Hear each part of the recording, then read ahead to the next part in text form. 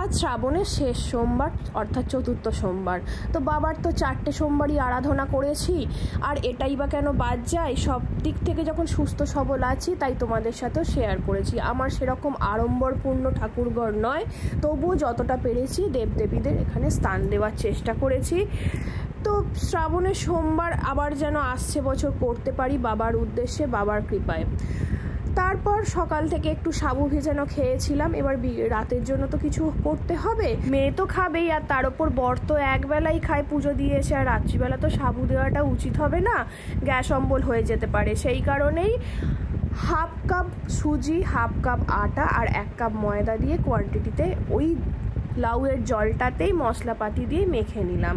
বেশ একটু টাইট করে ডোটা মাখতে হবে, আর একটু ঘি দিয়ে রেখে দিলাম যাতে খাস্তাটা হয়। ততক্ষণে ওটা স্ট্যান্ডিং টাইম দিয়ে আমি এদিকে কুমড়োর তরকারি আর ঘুগনিটা করেই ফেললাম, কেন কি কড়াইগুলো ভেজানোই ছিল।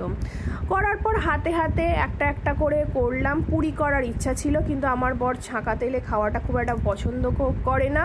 তার ওপরে পুরটা কোথায় ভেরিয়ে গিয়ে নষ্টটা হয়ে যাবে, সেই কারণে পরোটাটাই একদম সেফটি সাইড। তবে আজকে কিন্তু আমি পুরোটাই একা হাতেই করেছি, বরকে আর ডাকিনি, কেন কি ও তো সবে পুজো দিয়ে এসে খুব টায়ার্ড হয়ে গেছে অফিস করে।